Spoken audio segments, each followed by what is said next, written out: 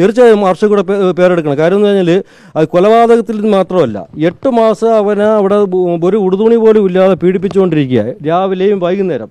ഞാൻ പറയുന്നതല്ല, അത് ആൻറ്റി റാഗിംഗ് സ്ക്വാഡ് പറയുന്നതാണ്. ആൻറ്റി റാഗിംഗ് സ്ക്വാഡിൻ്റെ റിപ്പോർട്ടിലുള്ളതാണ്. 2 പെൺകുട്ടികൾ അവനെ ഉപദ്രവിച്ചത് ആസ്വദിച്ചുകൊണ്ടിരുന്നു. അത് അവരെ അറസ്റ്റ് ചെയ്തിട്ടില്ല. അവിടെ മുമ്പ് വെച്ച് യൂണിയൻ റൂമിൽ പോയിട്ടാണ് അവന് ഈ സൈൻ ചെയ്യേണ്ടി വരുന്നത്. യൂണിയൻ റൂമിൻ്റെ അരുണിൻ്റെ റൂമിൽ പോയിട്ടാണ് അരുൺ ഇതിന് നോക്കി ആസ്വദിച്ചുകൊണ്ടിരിക്കുന്നത്.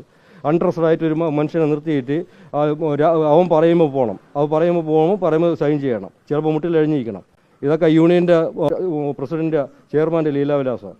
ആ ദിവസങ്ങൾ ഈ 8 മാസം വരെ ഒരു ദിവസം പോലും യൂണിയൻ റൂമിൽ ഈ ആർഷച്ചേട്ട ഇല്ലയെന്ന് പറഞ്ഞാൽ ആർക്ക് വിശ്വസിക്കാൻ പറ്റും? അവരുണ്ട്, ഉറപ്പായിട്ടുമുണ്ട്. അത് ഇത് അന്വേഷിച്ചേ പറ്റുള്ളൂ. ചിലപ്പോൾ ഈ അവസാനം കൊലപാതകം എക്സിക്യൂട്ട് ചെയ്തത് അവനായിരിക്കും. ഇങ്ങനെ ചെയ്യണം, ഈ രീതി ചെയ്താൽ മുറിവില്ലാത്ത രീതിയിൽ ചെയ്യണം. അവനൊക്കെ മാവോയിസ്റ്റിന് ഇത് കിട്ടിയിട്ടുള്ളതാണ്, ട്രെയിനിങ് കിട്ടിയിട്ടുള്ളതാണ്.